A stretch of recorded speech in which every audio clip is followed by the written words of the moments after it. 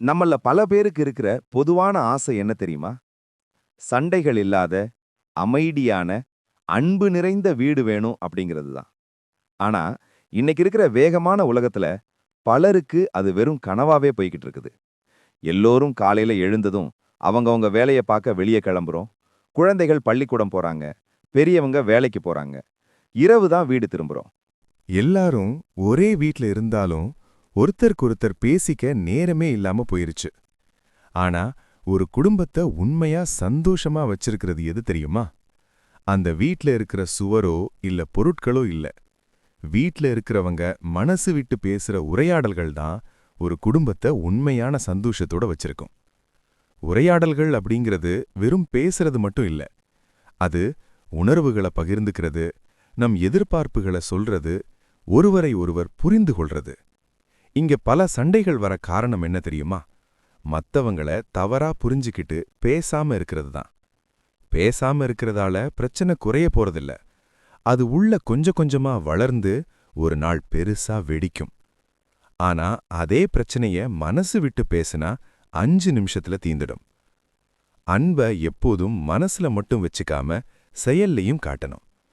எனக்கு உன்னை ரொம்ப பிடிக்கும், நீ எனக்கு எப்பவும் முக்கியம், இந்த மாதிரி வார்த்தைகள் எல்லாம் குடும்பத்தில் இருக்கிறவங்களுக்கு எவ்வளவு நிம்மதியை கொடுக்கும் தெரியுமா? குறிப்பா பெத்தவங்க குழந்தைகளோட பேசும்போது அவங்க மனசுல ஒரு பாதுகாப்பு உணர்வு உருவாகும். எந்த பிரச்சனை வந்தாலும் சொல்லவும் கேட்கவும் எனக்கு இவங்க இருக்கிறாங்க அப்படின்னு நம்பிக்கை வரும். அந்த நம்பிக்கை ஒரு குழந்தையோட வாழ்க்கையவே மாத்தக்கூடியது. சண்டைகள் வந்தா நீ செஞ்சதுதான் தப்பு அப்படின்னு மத்தவங்கள குற்றம் சொல்லாம, இந்த விஷயம் நடந்ததுனால நான் இப்படி ஃபீல் பண்ணேன் அப்படின்னு உங்க ஃபீலிங்ஸ சொல்லுங்க. இது குடும்பத்துக்குள்ள ஒரு புரிதலை ஏற்படுத்தும். நமக்கு வேலை, படிப்பு, வீட்டு வேலை அப்படின்னு 1000 பொறுப்புகள் இருக்கும். இது எல்லாம் ஒரு பக்கம் இருந்தாலும் குடும்பத்துக்காகவும் ஒரு 5 நிமிஷம் ஒதுக்குங்க. அந்த சில நிமிஷத்துல நிச்சயமா போன் வேண்டாம், டிவி வேண்டாம் அப்படிங்கிறதுல கவனமா இருங்க. அது உங்களுக்கான, உங்க குடும்பத்துக்கான நேரம். அதுல தெளிவா இருங்க. தினமும் சாப்பிடும்போது இல்லைனா தூங்க போறதுக்கு முன்னாடி அப்படின்னு ஏதாவது ஒரு நேரத்தை தேர்ந்தெடுத்துக்கோங்க. தினமும் அதே நேரத்துல குடும்பத்தோட பேசுறத பழக்கப்படுத்திக்கோங்க. பேசுறது மட்டும் இல்ல, கேட்கறதும் ரொம்ப முக்கியம். மத்தவங்க பேசுறத காது கொடுத்து கேளுங்க. இடையில தொந்தரவு பண்ணாத கேளுங்க. நீங்களாக ஒரு தீர்ப்ப சொல்லாம கேளுங்க. ஆமா, அப்புறம் என்ன ஆச்சு அப்படின்னு ஆர்வமா கேளுங்க.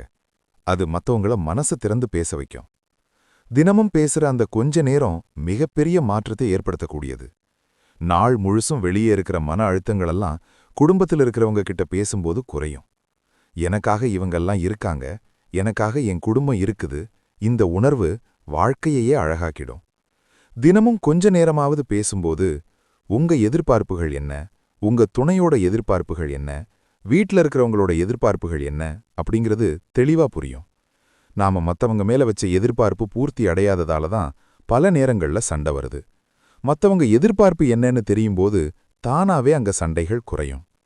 தினமும் ஒரு 5 நிமிஷம் பேசுறது அப்படிங்கிறது குடும்பத்துக்குள்ள ஒரு வலுவான இணைப்பை உண்டாக்குது. அந்த இணைப்பு எந்த சூழ்நிலையிலும் குடும்பத்தை உடையாத பாதுகாக்கும். அதனால இன்னையிலிருந்து குடும்பத்துக்காக ஒரு 5 நிமிஷம் ஒதுக்குங்க. உங்க கவலைகள், உங்க மகிழ்ச்சிகள், இன்னைக்கு நடந்த சின்ன சின்ன விஷயங்கள் எல்லாத்தையும் குடும்பத்துக்கிட்ட பகிர்ந்துக்கோங்க. அந்த 5 நிமிஷம் குடும்பத்துக்குள்ள அன்பை வளர்க்கும், நிம்மதியை கொடுக்கும், உறவுகளை உறுதியாக்கும், சண்டைகளை குறைக்கும். ஒரு சந்தோஷமான குடும்ப வாழ்க்கைங்கிறது பெரிய பெரிய விஷயங்களால உருவாகிறதில்ல. அதுக்கு சின்ன சின்ன அன்பான தருணங்களே போதுமானதா இருக்கும். அதனால் இன்னிக்கே தொடங்குங்க அந்த அன்பான, அவசியமான, அழகான 5 நிமிடங்களை. இந்த வீடியோ பிடித்திருந்தால் ஒரு லைக் பண்ணுங்க. உங்களுக்கு பிடிக்கும் உங்களுக்கு இந்த வீடியோவை ஷேர் பண்ணுங்க. உங்க கருத்துக்களை கமெண்ட்ல சொல்லுங்க. மேலும் இது போன்ற வீடியோக்களுக்கு நம்ம சேனலை சப்ஸ்கிரைப் பண்ணி அந்த பெல் ஐகானையும் கிளிக் பண்ணி வச்சுக்கோங்க.